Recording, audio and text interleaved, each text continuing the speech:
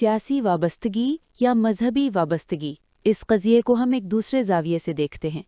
मुसलमानों बिलखुसूस सुन्नियों को मक्का और मदीना से ताल्लुक़ ख़ातिर है। यही उनकी मोहब्बत व अक़ीदत के मराकिज़ हैं। इनके ज़िक्र से उनके दिलों की धड़कन तेज़ हो जाती है। इनके दिल और क़दम हरमैन शरीफ़ैन की तरफ खिंचे चले जाते हैं। इसका इजहार उनके आंसुओं, शायरी और नस्र में होता है। इस क़ल्बी ताल्लुक़ के इजहार के लिए क्या लाजिम है कि मुसलमान सऊदी हुक्मरानों या सऊदी सरज़मीन के बारे में ऐसे ही जज्बात रखें जैसे इन शहरों और उनके कदीम मकीनों के बारे में रखते हैं, जिनमें अल्लाह के आखिरी रसूल सैयदना मोहम्मद सल्लल्लाहु अलैहि वसल्लम और सहाबाए कराम शामिल हैं। जिद्दा और रियाज़ के लिए भी इनकी धड़कन उसी तरह गैर मुतवाज़िन हो जाए, सऊदी उलमा भी इनकी अक़ीदत का मरकज़ करार पाएँ, वो पाकिस्तान पर सऊदी अरब को तरजीह दें। इस तरह मुसलमानों बिलखुसूस शियों का करबला, नजफ़ और मशहद से क़ल्बी ताल्लुक़ है। यहाँ अमीरुल मोमिनीन सैयदना अली की यादें बिखरी हुई हैं। सैयदना हुसैन का मक़तल इसी सरज़मीन इराक़ में आबाद हुआ। इसी ख़ानदान की एक बड़ी शख्सियत इमाम रज़ा मशहद में मदफून हैं। क्या इसका मतलब ये है कि मूसल और शिराज़ से भी मुसलमानों को वैसी ही मोहब्बत हो जैसी मशहद से है? वो इनकी गलियों और बाज़ारों में नंगे पाँव चलने को सआदत समझें, यहाँ के हुक्मरानों को मुक़द्दस करार दें और उनके लिए अपने घरों को आग लगा दें, पाकिस्तान पर इराक़ और ईरान को तरजीह करार दें? कोई ज़ी अक़ल इन सवालात के जवाब इस बात में नहीं दे सकता। हमारे यहाँ अक़ाइद व मसालिक की बुनियाद पर सऊदी अरब और ईरान से मुताल्लिक़ नज़रियात में जो तनव्वुर पाया जाता है, वो मामला किसी से ढका छुपा नहीं है।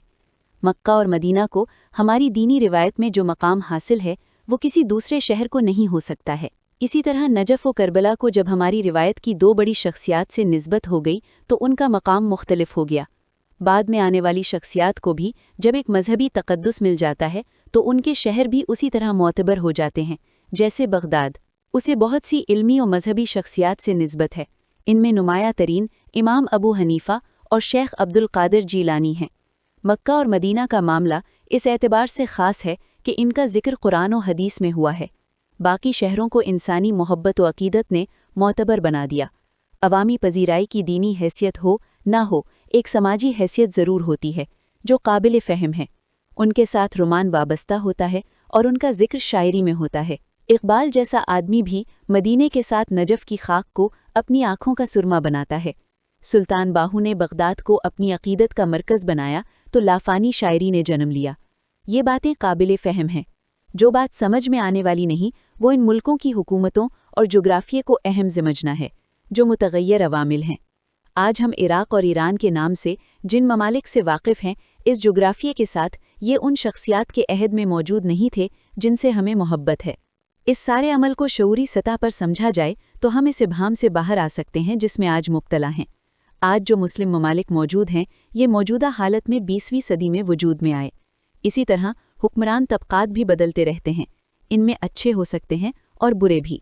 इनकी हिकमत अमली हमारे फ़ायदे में हो सकती है और इसके ख़िलाफ़ भी। इनके साथ हमारे ताल्लुक़ की नौइयत जज्बाती और मजहबी नहीं, मफादाती और अमली होगी। खैर व शर में इम्तियाज़ फ़ितरी है, इसी तरह जुल्म से नफ़रत भी फ़ितरी है और इसका लिहाज दुनिया के हर ताल्लुक़ में होगा, वो किसी मुस्लिम मुल्क के साथ हो या गैर मुस्लिम मुल्क के साथ। यही वो उसूल है जिसे हमने शऊरी तौर पर समझना और अपने पेश नज़र रखना है। हमारे मजहबी और सियासी ग्रुह अपने मफादात के तहत या फिर क़िल्लत फ़हम के बायस इस फ़र्क को पेश नज़र नहीं रखते। माजी में भी एक बार यहाँ सद्दाम हुसैन के हक़ में एक तहरीक उठा दी गई थी। यही मजहबी ग्रुह थे जिन्होंने उस वक्त भी अपने कौमी मफादात को नज़रअंदाज करते हुए अपनी बात जज्बात के हाथ में दे दी। दिलचस्प बात यह है कि यहाँ के सुन्नी सद्दाम हुसैन को अमरीका के ख़िलाफ़ मुसलमानों का नुमाइंदा समझते थे और शिया मुसलमान इनके बारे में बिल्कुल दूसरी राय रखते थे। एक वक्त में सुन्नी अरब भी सुन्नी सद्दाम के ख़िलाफ़ थे। ये भी अजीब इत्तफ़ाक़ था कि उस वक्त अमरीका और ईरान सद्दाम के मुकाबले में हम आवाज़ और हम कदम थे। ये कज फहमी आज भी बाकी है। अलबत्ता अब किरदार तब्दील हो गए हैं, अब नई सफ़बंदी हो गई है, ग्रोह बदल गए हैं और मफादात भी। एक आम पाकिस्तानी को इसका इदराक होना चाहिए कि वो ऐसे ग्रोही मफादात का असीर न बने। उसे अपनी रियासत के साथ खड़ा रहना है जिसने दुरुस्त मौक़िफ़ अपनाया है। ये इखलाक़ी एतबार से सही है और रियासती मफाद से भी हम आहंग है। ये मुमकिन है कि किसी मौके पर हमें रियासती इक़दाम से इत्तफ़ाक़ ना हो, इस सूरत में हम इस हिकमत अमली पर तनकीद कर सकते हैं, मगर अपने नज़्म इज्तिमाई से अलग नहीं हो सकते। मजहब और उसके मुक़द्दसात से हमारा ताल्लुक़ मुस्तकिल है, ये ज़मानो मकान की गिरफ्त से आज़ाद है। हम जिस अहद में हों, जिस शहर में हों, इनके साथ ताल्लुक़ पर कोई फ़र्क नहीं पड़ेगा। जहाँ तक मुल्कों और हुकूमतों का मामला है तो ये बाहमी ताल्लुकात और मफादात पर मुनहसर होता है। रज़ा शाह पहलवी का ईरान और था, अहले मजहब का ईरान और। हामिद करज़ई का अफ़गानिस्तान और था, तालिबान का अफ़गानिस्तान और।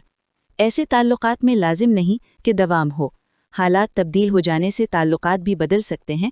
पाकिस्तान के शिया हों या सुन्नी, सलफ़ी हों या मुक़ल्लिद, इन्हें सारे मंजरनामे को इसी ज़ाविये से देखना होगा। हमारे यहाँ एक उमूमी रुझान ये है कि लोग मामलात को ज़रूरत से ज़्यादा सादा बनाकर पेश करते हैं। ईरान अमरीका जंग का मामला भी यही है।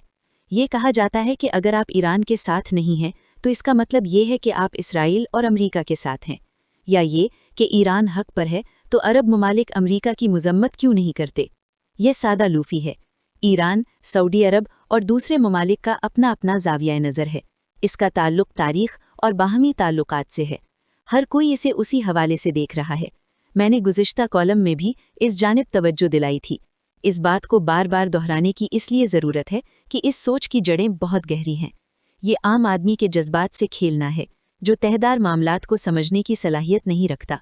समाजी रहनुमा, वो इल्मी हो या सियासी, इनकी इखलाकी जिम्मेदारी ये है कि वो आम आदमी की तालीम करें ताकि वो इन उमूर को दुरुस्त ज़ाविये से देखने का अहल बने। यहाँ कोई अमरीका नवाज या इसराइल नवाज नहीं है, सब ईरान के खैर ख्वाह हैं। इस खैर ख्वाही का इजहार मगर मरूजी हालात के तहत होगा और इस बात को समझना ज़रूरी है। उम्मीद है कि हमारी काविश आपको पसंद आई होगी। बराए मेहरबानी इस चैनल को सब्सक्राइब करें, वीडियो लाइक करें। अल्लाह ताला आप सबका हामी व नासिर हो।